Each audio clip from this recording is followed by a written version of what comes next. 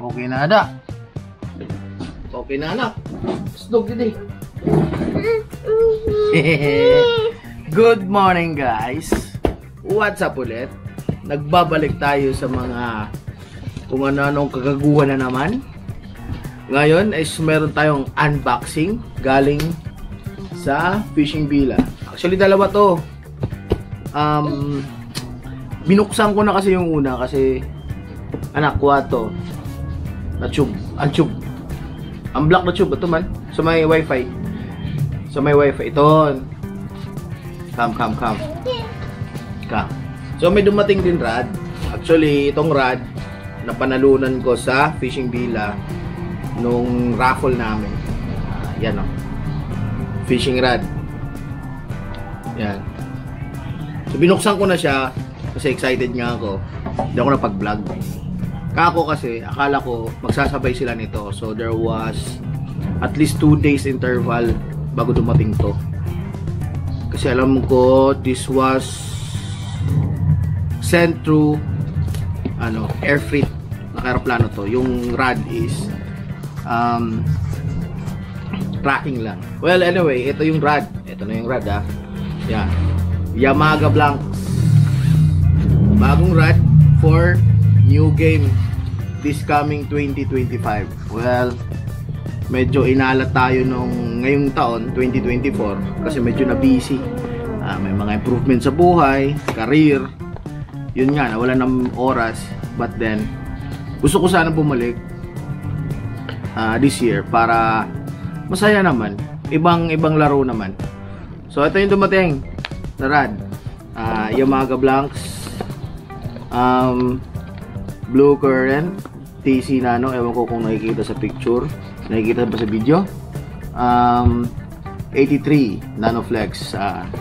Etong rod na to is designed for specifically for karo siya upload, pero pwede naman siya sa mga mini jigs, plugs, etc. So today meron akong gustong i-introduce actually. Yung i-prepare ko dito, di ko na buksan ha, next time na lang. I-prepare ko dito yung mga blocks na to na 83 Nanoflex is ito.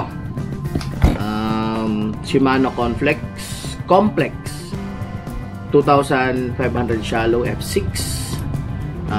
Nilagyan ko siya ng bago. O-Dragon. Di ko alam kung masyadong klaro ba.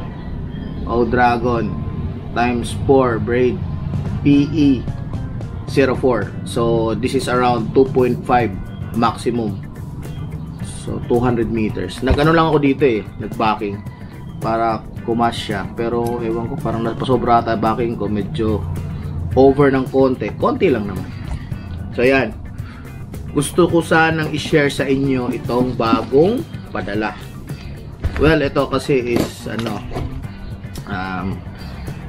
pinaplano ko na to matagal na. Wala lang akong oras, wala lang akong budget at the same time kasi nga naubusan niya ako gawa ng maraming pinagawa mga nakaraang buwan.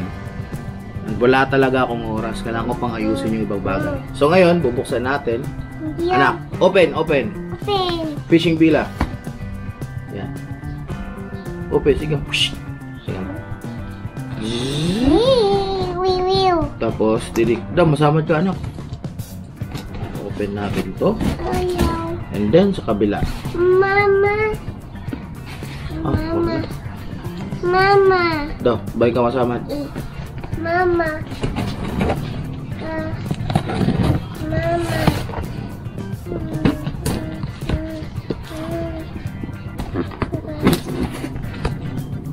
Kung may nakakaalala pa ng gunting na to, ito ay bagay ni Sir Bugs. Inaalagaan ko to kasi ang ganda ng gunting na to Shimahoy. Okay, open anak, open. Oops, pakita natin yung laman. Isang supot ng plastic. Yun, lagay natin yun muna dyan. Yung reel. Mama. Yan, okay na. Dilo, sa pala dun. Open.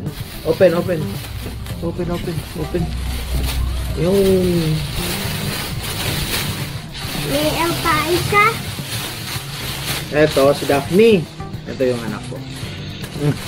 Okay. So, ano? Pakita mo. Ipakita. Wow. Rinse. May mga rinse. May bagong rinse na akong in order. This is shad. This is 2 inches. 2 inches ba ito? Ito. Yan. Bakit in order ko to? Magkikitok kami. Maghahanap kaming kitok. Yan. Dalawa. Kulay dilis. Tapos eto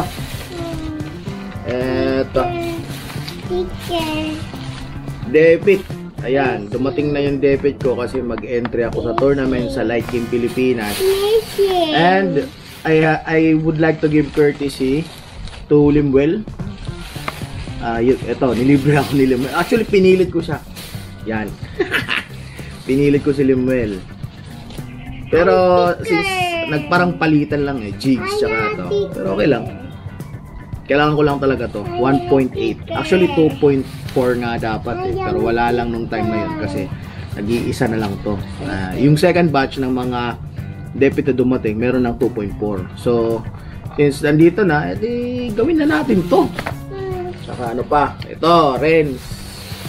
Mga sticker ng Renz sa mga gustong humingi or baka magbibigay ako ng ano, hati-hatiin ko to.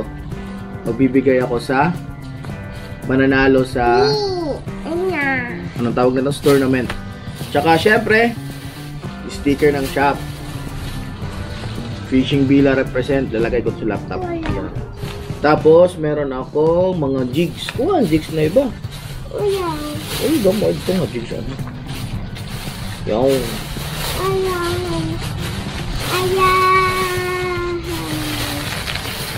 sino ba na jigs?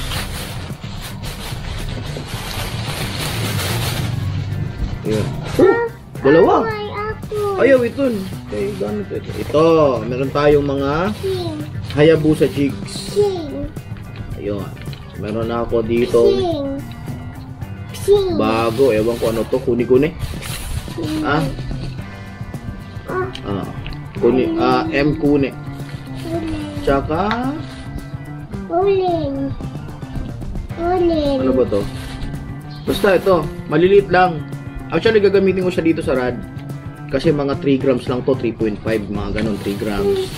Yan, kuni-kuni. Yeah.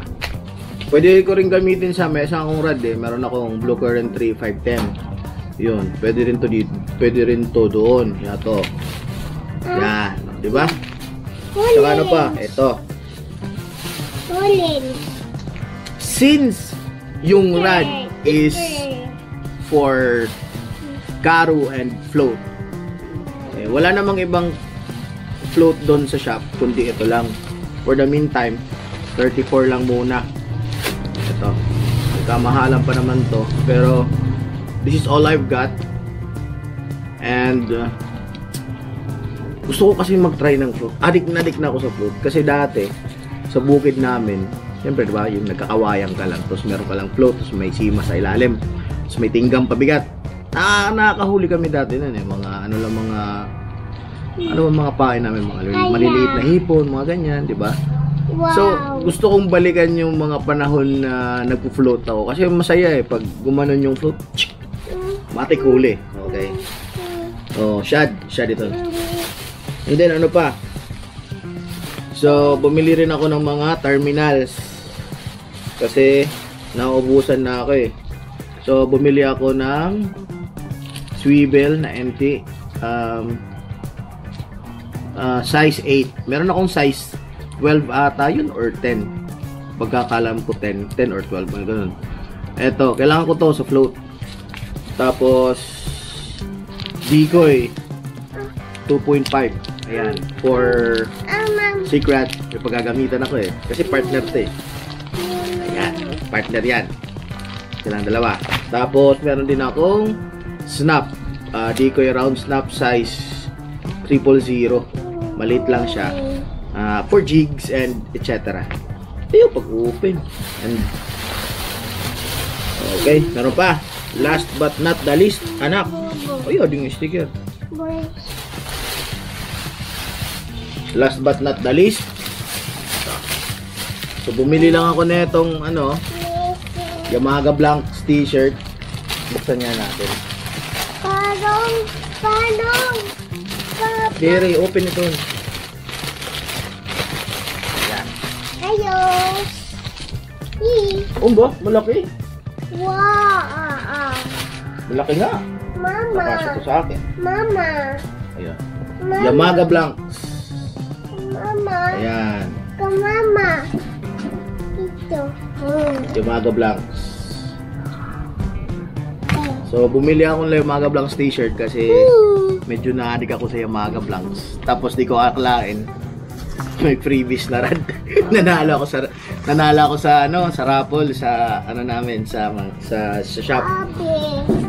The Christmas party. Ayan. Oh, may daka sana.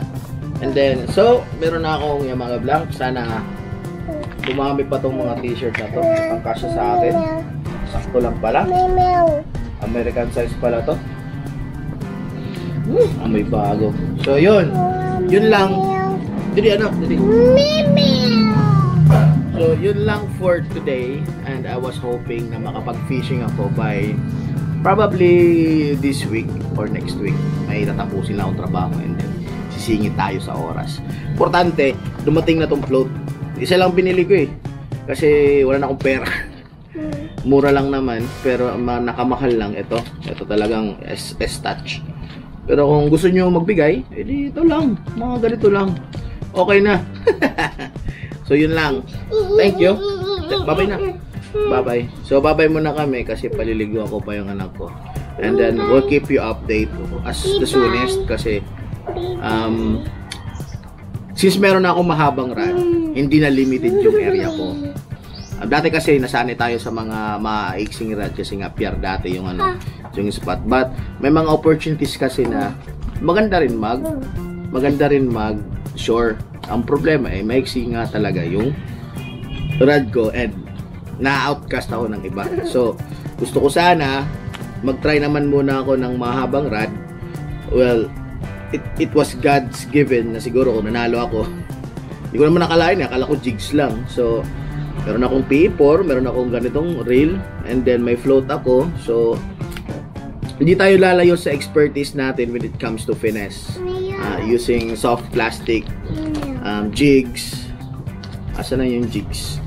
Jigs and small jigs.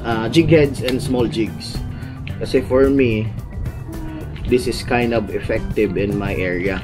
Kasi hindi naman ganun kalakihan yung mga isda sa shore. Not unless kung mag-boat ako, lumayo ako. So for now, eto lang muna.